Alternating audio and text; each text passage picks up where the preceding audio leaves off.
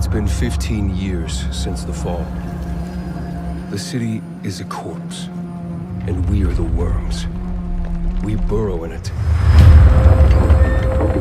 fighting for every useful piece of land to preserve ourselves from the terrors of the night and the horrors of the day. I know not who can hear my voice. I shall therefore speak a word unto hear. Anyone who dares to steal food will be hanged, and their bodies will be exposed.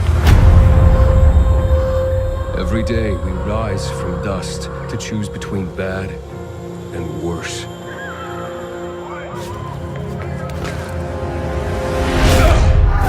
Get him! You're dead now!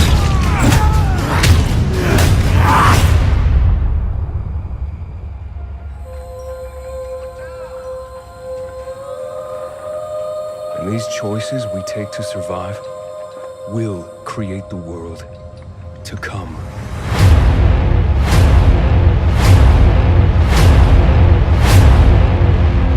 You know the drill. Get to the nearest safe house and wait until dawn. Good night, and good luck.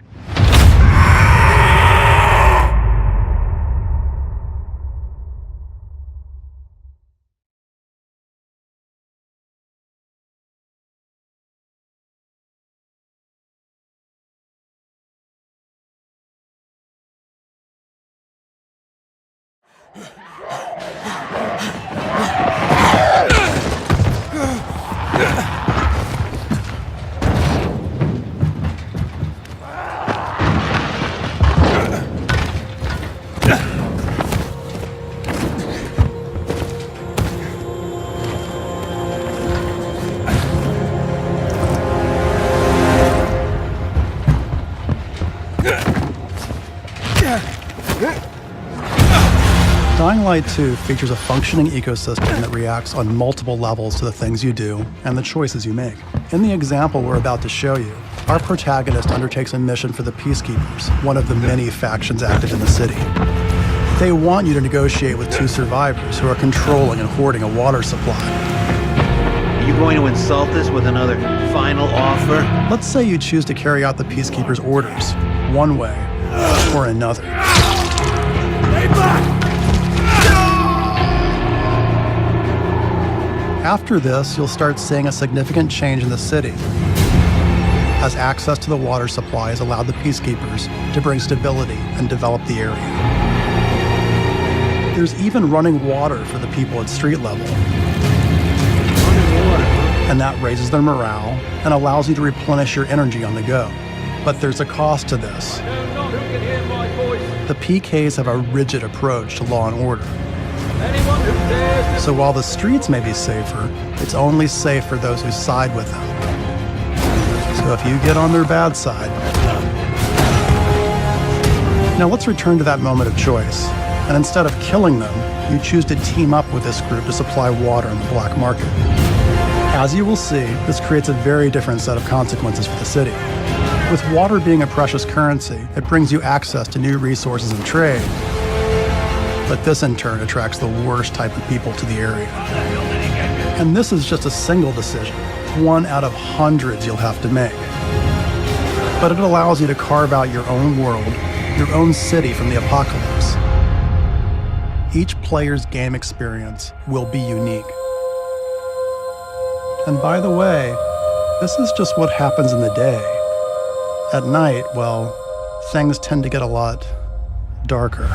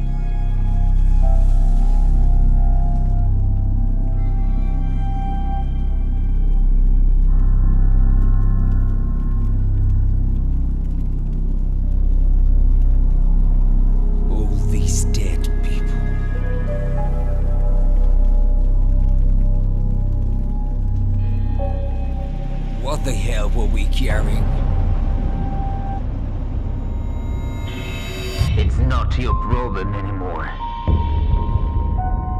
Now, it's mine.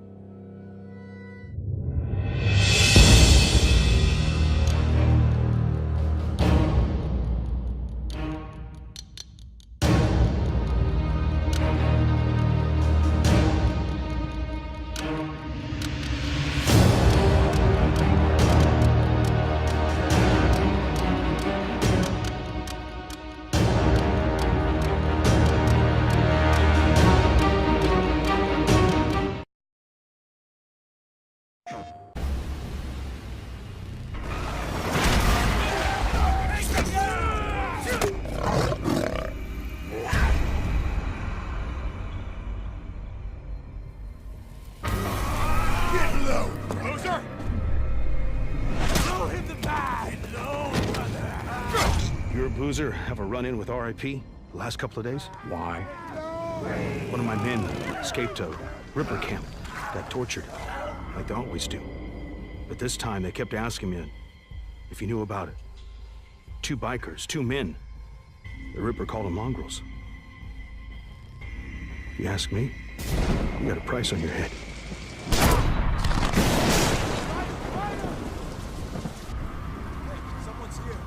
You know same as me. Anything that happens here is far better than what's going on out there.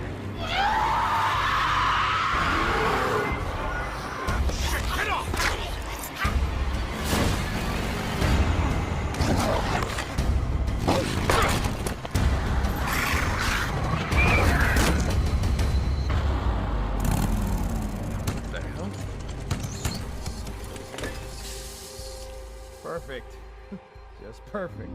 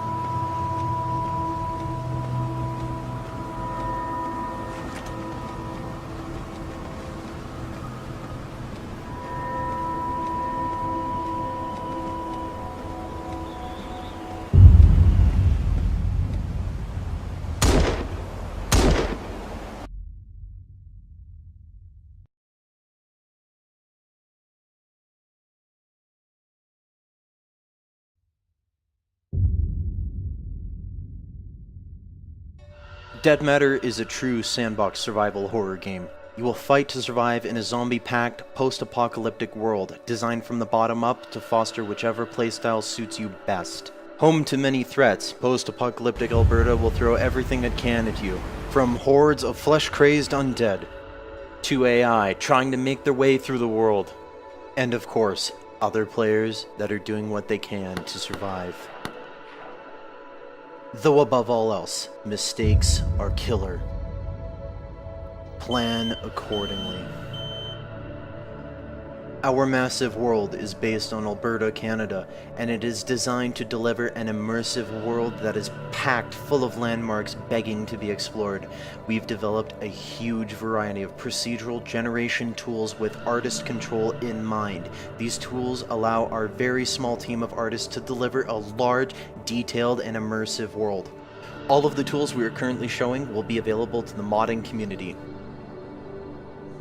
In addition to procedural generation tools that we created, we also created a metagame system that helps us keep our massive 400 kilometers squared world fresh and interesting. The metagame manages the loot economy, the electricity and water flowing through the map, trees that have been chopped down, potential sources of contamination for resources, as well as the weather, including a season cycle. AI and zombie movement are also tracked via the metagame and can trigger events, especially if there's a large group or horde present. These events can be interacted with and will result in potential rewards or penalties depending on your actions. Our largest design goal is replayability. Experienced players, especially those that enjoy the PvE and cooperative elements of our game, will find every session to be different from the last. This is important because we want to play our game too. There is also a variety of buildings that you can choose to reclaim in order to aid your long-term survival. This quiet, unassuming suburban home is our first example of a building that you can reclaim. That, yes, you can move furniture around, you can place lights, lanterns, generators, anything, even barricade your own windows the way that you want. It is your house. Though, no matter where you decide to stay, you'll be responsible for getting the power back up, getting some water barrels, as well as maybe setting up some furniture. Another option to choose from is a loot-filled industrial warehouse. This is for players that like to customize their gear, as well as build things. If you're more of a fan of driving things, then the gas station and auto repair shop is more for you. Like the vehicles you were looking at right now, all weapons in our game are customizable. Currently we have over 50 unique melee weapons and counting in our game. This does not include any reskins or lazy edits of existing models. Every weapon will also be modifiable. The baseball bat and the machete are the best examples of where we would like to take this concept. We need your help to get a polished, playable alpha version of our game onto Steam within the next 6 months.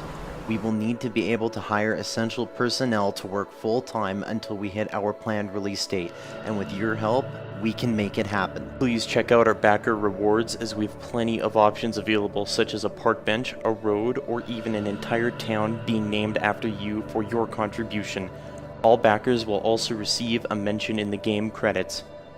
We take your support and voice seriously, so drop any suggestions, ideas, or thoughts you might have on our forums or social media, where we plan to communicate development progress, including vlogs, screenshots, and community QA sessions.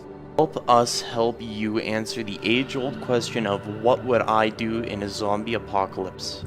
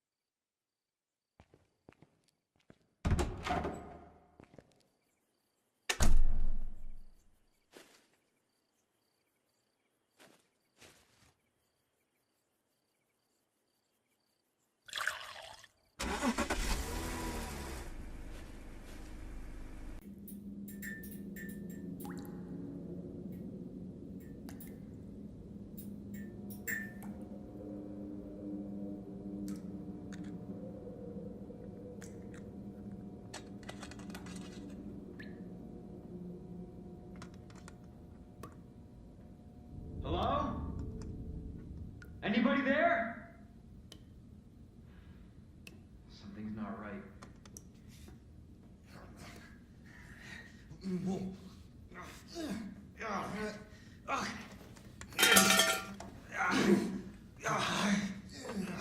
Hey, relax. Everything okay? You can't be here.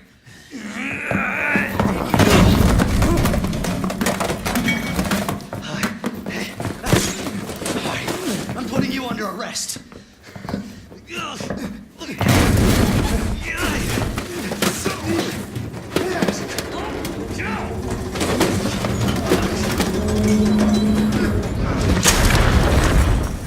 Stay back, sir! I've got this! Officer, you need help? What are you doing? Get off! No! Get off of me!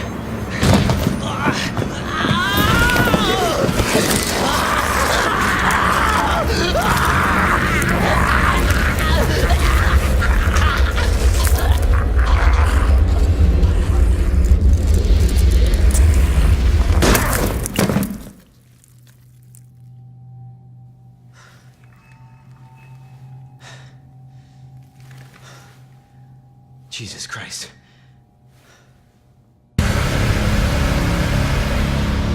Money's in my account. Always a pleasure. Attention, all citizens. Due to the citywide outbreak. And don't make my mistake. If you see one of those things, uniform or not, you do not hesitate. Whatever it takes to save this city. Surprised you made it this far. Need info on my extraction. Survival's your responsibility. God damn it.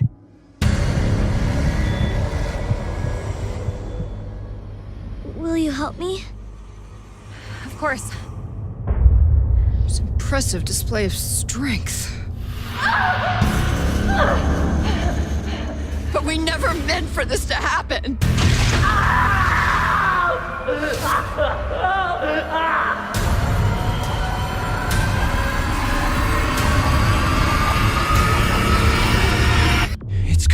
It's coming back!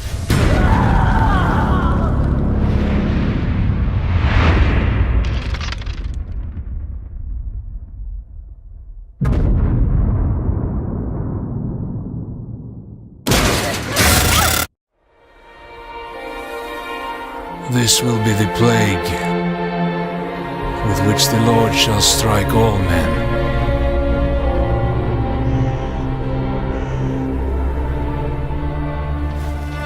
We are all that's left of a city beyond redemption, fulfilling our sacred duty to free the souls of the damned. Good to go up here. Mindset. That should hold. Father, forgive us. We shed this blood in the name of mercy.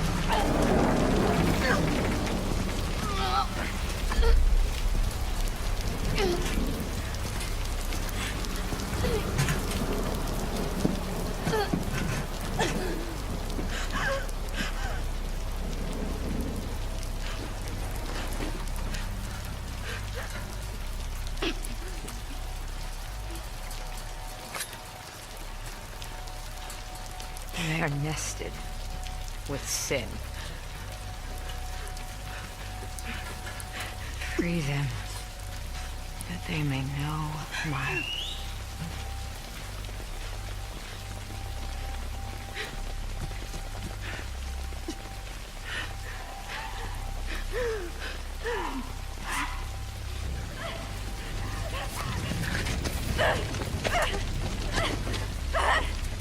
Yara!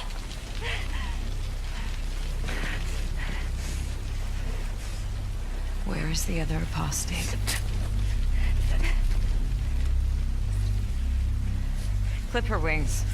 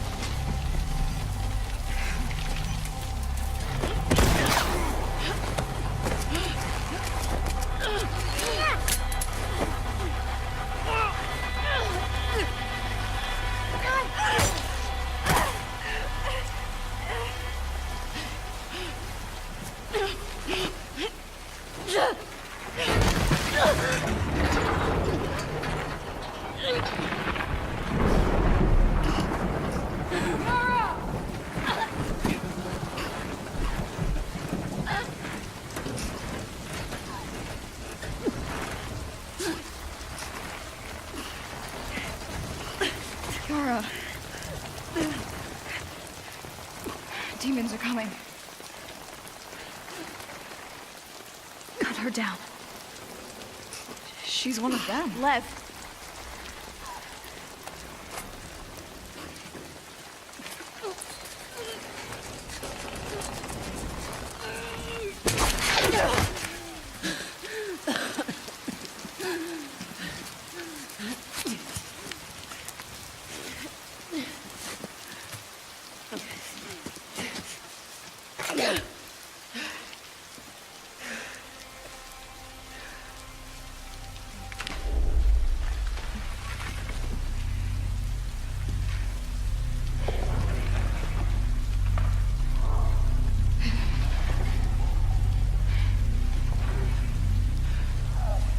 Watch your backs.